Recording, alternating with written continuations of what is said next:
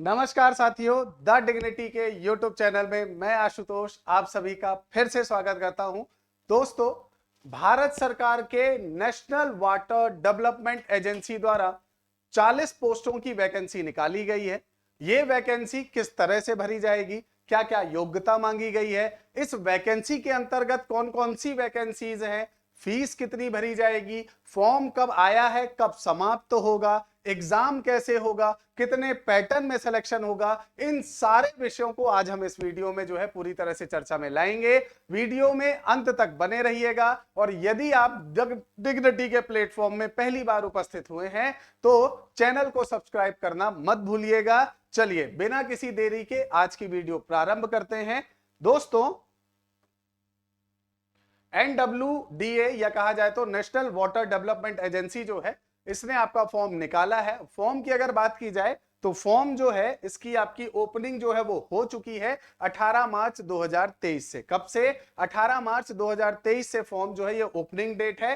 Form की closing date कितनी है? 17 अप्रैल 2023। कितनी है? 17 अप्रैल 2023 जो है वो फॉर्म की आपकी जो है क्लोजिंग डेट है।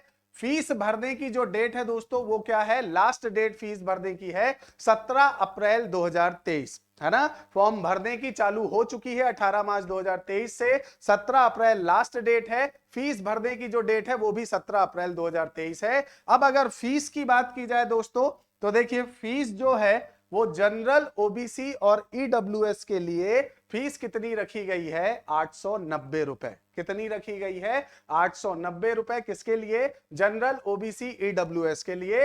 एससी एसटी की अगर बात की जाए तो फीस कितनी रखी गई है? 550 रुपए। ठीक है, जनरल, ओबीसी, ईडब्ल्यूएस के लिए 890, एससी एसटी के लिए 550। अब बात करते हैं कि टोटल पोस्ट कितनी है। तो टोटल पोस्ट आपकी कितनी है? 40। टोटल पोस्ट कितनी है? 40 है। बहुत सारे बच्चों के मन में आ रहा होगा कि सर 40 पोस्ट ही तो हैं, लेकिन देखिए क्या है, फॉर्म की फीस ज्यादा है ना, है ना, और इस कारण से बहुत सारे बच्चे ऐसे हैं जो इस फॉर्म को नहीं भरेंगे। ठीक है, अभी हम एलिजिबिलिटी की बात करेंगे। तो यदि आप जो है गवर्नमेंट जॉब की तैयारी कर रहे हैं तो आप एक ऑप्शन के रूप में इसे रख सकते हैं। बहुत अच्छी पोस्टें हैं। तो टोटल पोस्टें कितनी हैं? 40 हैं। अब इन 40 पोस्टों की अगर बात की जाए दोस्तों तो देखिए, ये जो 40 पोस्टें हैं उसमें सबसे पहले जूनियर इंजीनियर की है, वो भी सिविल बैकग्राउंड से। जनरल के लिए 7 सीटें हैं, ओबीसी के लिए 4 सीटें हैं, एससी के लिए कोई रिजर्व नहीं किया गया है, एसटी के लिए 1 सीट है और ईडब्ल्यूएस के लिए 1 सीट। ठीक है, तो जूनियर इंजीनियर की अगर बात की जाए तो टोटल आपकी जो सीटें हैं 7 4 11, 1 12 और 1 13, टोटल 13 सीटें हैं किसकी? जूनियर इंजीनियर की। ठीक है, दूसरा जूनियर अकाउंट ऑफिसर, इसकी टोटल अगर बात की जाए तो एक जनरल की है और एक ईडब्ल्यूएस की है। तो टोटल 2 पोस्टें हैं जूनियर आपका अकाउंट ऑफिसर्स की। Draftsman third grade, draftsman third grade के लिए टोटल पोस्ट कितनी है? जनरल के लिए 2 हैं, ओबीसी के लिए 1, एससी के लिए 1, एसटी के लिए और 1 ईडब्ल्यूएस के लिए। तो टोटल आपकी पोस्टें कितनी हैं? 6 पोस्टें हैं ड्राफ्टमैन के लिए। ठीक है, नेक्स्ट अपर डिविजनल क्लर्क, यूडीसी या अपर डिविजनल जो क्लर्क है उसके लिए जनरल की 4 सीटें हैं, ओबीसी की 2 सीटें हैं, एससी की 1 है, एसटी और ईडब्ल्यूएस के लिए कोई सीटें निर्धारित नहीं की गई हैं। तो टोटल अगर देखा जाए तो 7 सीटें आपकी किसकी हैं? वीडीसी या कहा जाए तो अपर आपका यूडीसी, अपर डिविजनल क्लर्क जो है उसके लिए है। नेक्स्ट आपकी जो है वो स्टेनोग्राफर सेकंड ग्रेड के लिए है। उसमें आपकी पोस्टें 2 जनरल के लिए हैं, 3 ओबीसी के लिए है, 2 आपका जो है एससी के लिए है, एसटी के लिए नहीं है, और आपका जो है 2 पोस्टें ईडब्ल्यूएस के लिए रखी गई हैं। तो टोटल पोस्टों की अगर बात की जाए तो टोटल कितनी है आपकी? 5 2 7 2 9। टोटल पोस्टें कितनी हैं? 9 पोस्ट हैं। नेक्स्ट एलडीसी या लोअर डिविजनल जो क्लर्क है उनके लिए अगर बात की जाए तो टोटल आपकी कितनी है? 4, है ना।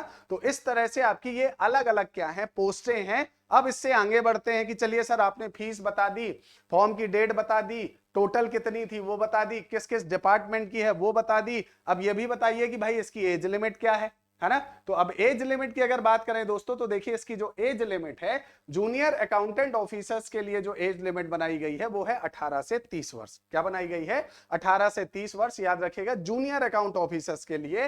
बाकी जितनी पोस्ट है, ऑल अदर पोस्ट जो है उसमें आपका जो एज लिमिट है वो एज लिमिट कितनी बनाई गई है 18 से 27। तो दोनों एज लिमिट को बहुत अच्छे से ध्यान रखना है। अगर आप जूनियर अकाउंट ऑफिसर की भर रहे हैं तो 18 से 30 है, और अदर पोस्ट के लिए एलडीसी और यू आपका जो है अपर डिविजनल क्लास या यूडीसी के लिए भर रहे हैं, है ना, तो उनमें 18 से 27 वर्ष है। अब डिग्री की बात की जाए तो डिग्री की अगर बात की जाए दोस्तों तो देखिए जूनियर अकाउंट ऑफिसर जो है उसके लिए मांगा गया कि भाई कोई ना कोई आपके पास इंजीनियरिंग डिप्लोमा होना चाहिए, ठीक है, जूनियर आपका जो है। और उसके बाद आपका जो है नेक्स्ट अगर देखा जाए तो आपका जो अपर डिविजनल क्लर्क है उसके लिए मांगा गया कि भाई आपके पास कोई ना कोई रेपुटेटेड जो आपकी कॉलेज है या यूनिवर्सिटी है उसकी एक ग्रेजुएशन की डिग्री होनी चाहिए। आपका स्टेनोग्राफर और एलडीसी की अगर बात की जाए तो उसमें मांगा गया है कि बस आपके पास 12th पास होना चाहिए, 12th पास होना चाहिए, ठीक है, वो किसी भी बोर्ड से हो लेकिन 12th पास आपके पास होना चाहिए, तो आप फॉर्म भर सकते हैं। अब चलिए सर आपने ये बता दिया, अब ये बता दीजिए सिलेक्शन प्रोसेस कैसे है। तो सिलेक्शन प्रोसेस की अगर बात की जाए दोस्तों तो देखिए मेनली 3 स्टेज होंगे सिलेक्शन के लिए। पहला एक आपका टेस्ट होगा, ओएमआर टेस्ट होगा, उस टेस्ट में 100 क्वेश्चन आएंगे, ऑफलाइन टेस्ट होगा, 100 मार्क्स के होंगे, 90 मिनट मिलेंगे आपको। और इस टेस्ट के अंतर्गत आपका जो है हिंदी और इंग्लिश में कोई एक चूज कर सकते हैं, जीके का पोर्शन होगा, मैथ का होगा और रीजनिंग का होगा, ठीक है। ये 25-25 क्वेश्चन होंगे, 25-25 नंबर, तो टोटल 100 क्वेश्चन होंगे, 100 नंबर होंगे। ये ओएमआर बेस्ड आपका टेस्ट होगा। इस टेस्ट को क्वालिफाई करने के बाद आप कहां पहुंचेंगे, क्वालिफाइंग है, फिर आप पहुंचेंगे सेकंड स्टेज में जहां आपका डॉक्यूमेंट वेरिफिकेशन होगा, और उसके बाद कंप्यूटर बेस्ड टेस्ट फिर से होगा, फिर से 100 क्वेश्चन आएंगे, उन्हीं 4 के आपका जो है हिंदी और इंग्लिश में जो आप चूज करते हैं, फिर मैथ और फिर रीजनिंग, और फिर आपका जो है